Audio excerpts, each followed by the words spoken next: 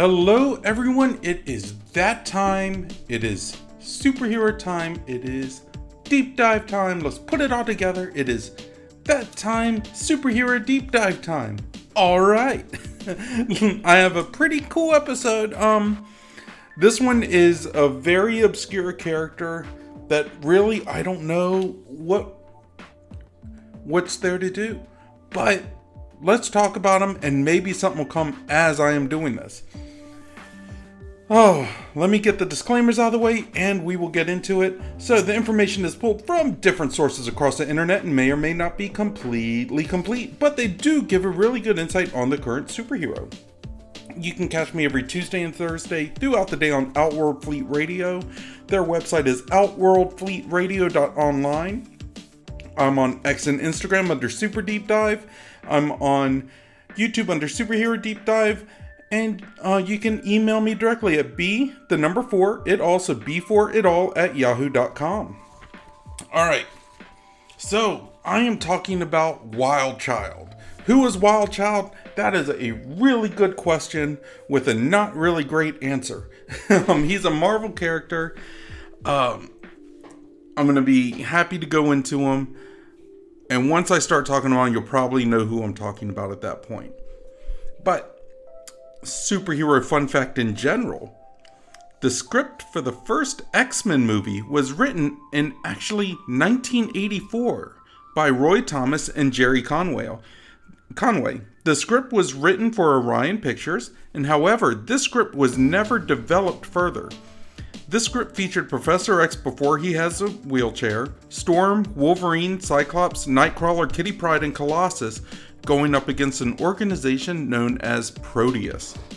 So, I remember Orion Pictures, they did a lot of sci-fi stuff. I think it would have been interesting to see a 1984 version. I have no idea how it would look. It would probably look terrible, so this was all for the best, I'm sure, but it still would have been interesting. Alright, let's get into Wild Child. His real name is Kyle Gibney. Now, Kyle Gibney is a mutant who manifested a feral mutation during puberty. This mutation granted him enhanced physical abilities and an increased rate of regeneration. He also gains a bestial appearance, which prompts his parents to throw him out of their house. Living on the streets, he's kidnapped by the conspiratorial Secret Empire and subjected to experimentation that alters his mind and body and makes him mentally unstable and prone to violent and animalistic behavior. During this time, he becomes acquainted with Dr. Valerie Cooper, a United States government official who is unaware of the Secret Empire's true nature or activities. He's freed by Wire, the man who has unwittingly been the source for the genetic material that is used in Empire's experiments. Gibney, now going by the name Wild Child, is detained by the military and given over to the custody of Canada's Secret Department H, who oversees the Alpha Flight team. The Alpha Flight member Walter Langowski, wanting to protect the youth from the military, places him in the trainee team dubbed Gamma Flight. I believe Walter Langowski is Sasquatch, by the way. After Alpha Flight and its trainee groups are officially disbanded, Gibney is recruited to join the first Omega Flight team, which is a group of professional criminals. Alongside Omega Flight, he battles Alpha Flight and is defeated. Alongside Omega Flight, though, he battles Alpha Flight again in the West Edmonton Mall and is defeated by Madison Jeffries. Afterwards, he goes on a crime spree, which ends when he battles and is captured by Wolverine after he severely injures and almost deletes Alpha Flight member Heather Hudson. Wild Child is subsequently pardoned under unrevealed circumstances and given membership in the new Gamma Flight. Alongside Gamma Flight, he battles Alpha Flight again. However, he then aids Gamma and Alpha Flight against Land the Sorcerer's forces. When Gamma Flight is disbanded soon after that, he goes berserk over his depreciated status and attacks Pathway, who is another trainee. Gamma's leader, Nemesis, teleports him away during a fight with Heather Hudson, who is Guardian, and Wolverine, and he is captured by Wolverine.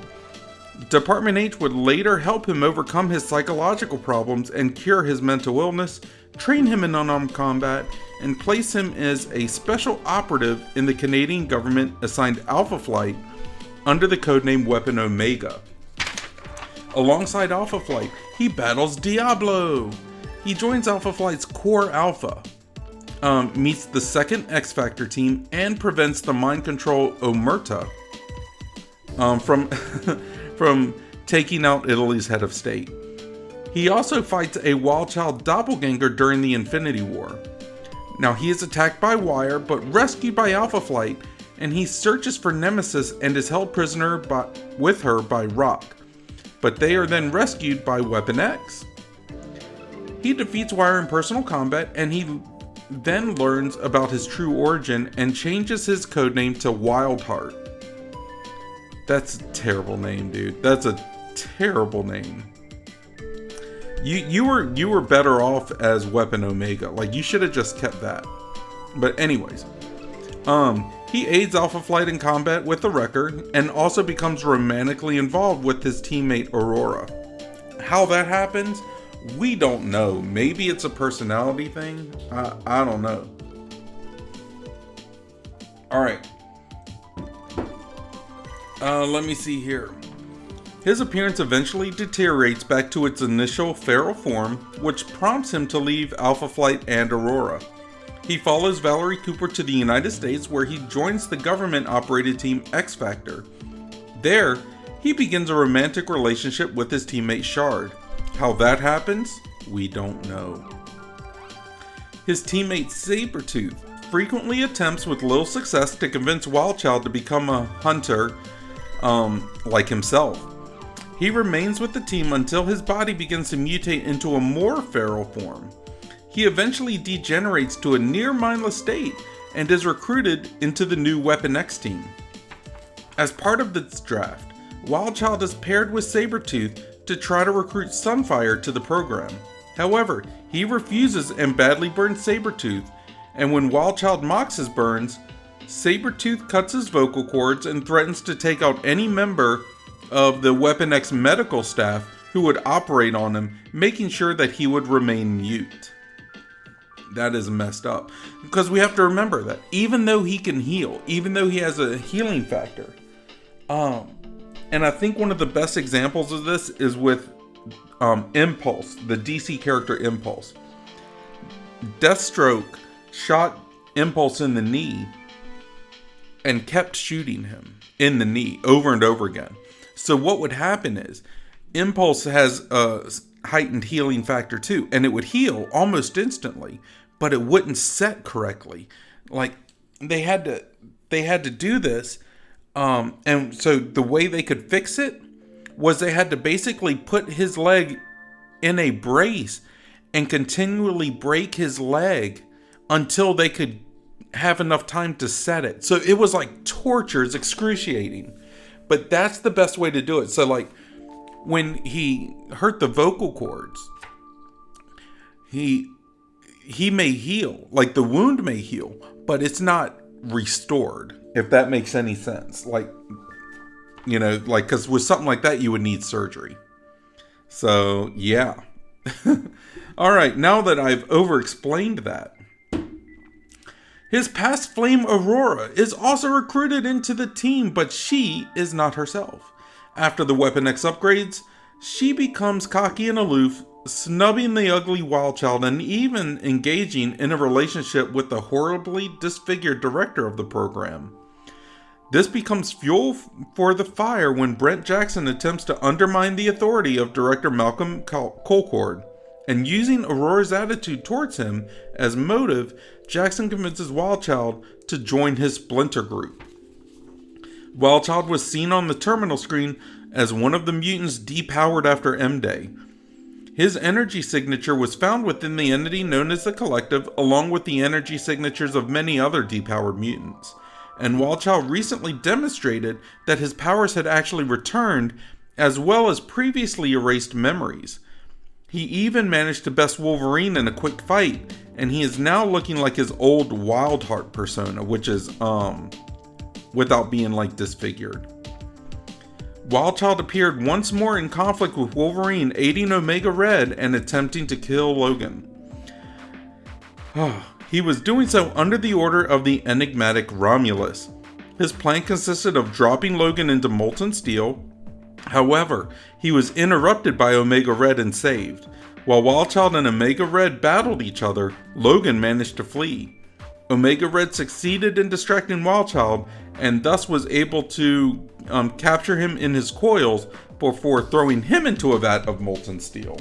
So there's just like molten steel for you, molten steel for me, molten steel for everybody. Everybody's getting molten steel today.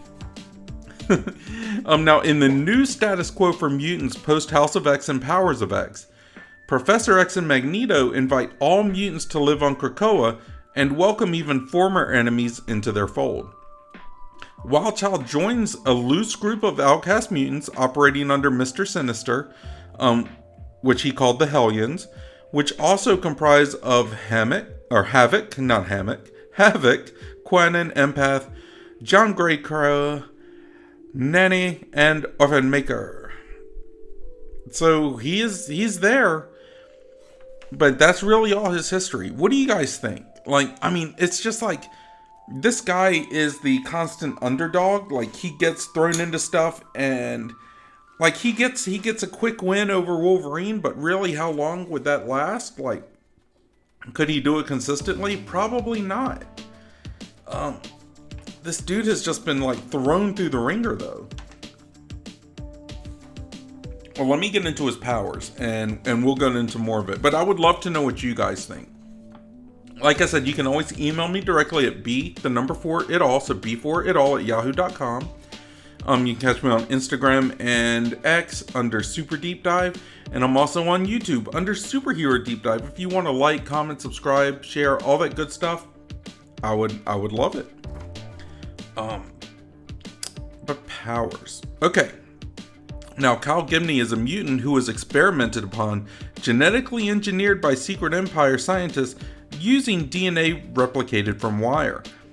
He has superhumanly acute senses as well as superhuman speed, agility, reflexes, coordination, balance, and endurance. His teeth and nails are hardened and strong enough to rend substances as thick as bone.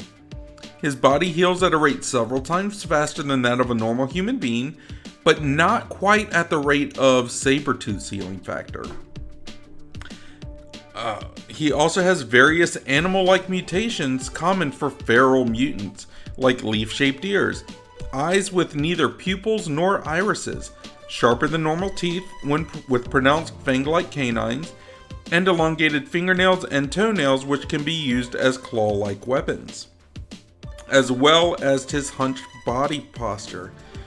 He's an excellent hand-to-hand combatant with both special ops and martial arts training from Wolverine, as well as the Canadian government superhero flight program, and is also trained in acrobatics and gymnastics.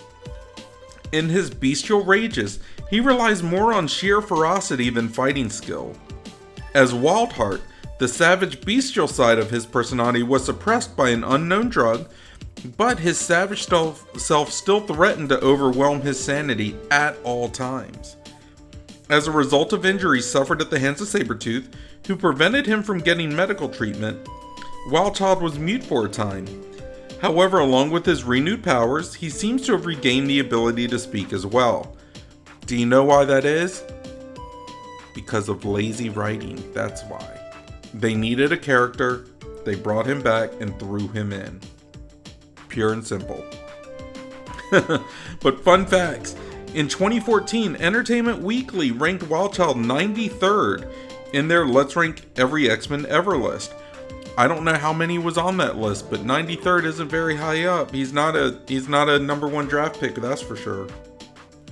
Alright, Wildchild makes a non-speaking cameo appearance in X-Men the Animated Series episode One Man's Worth as a member of Magneto's Mutant Resistance. The Age of Apocalypse version of Wildchild received an action figure as part of Toy Biz's Age of Apocalypse toy line.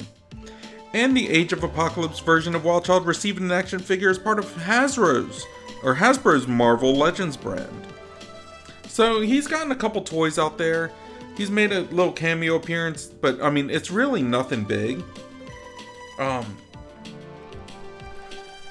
But yeah, I would love to know what you guys think. What are your opinions? Let me know in the comments. You can email me at b4itall@yahoo.com.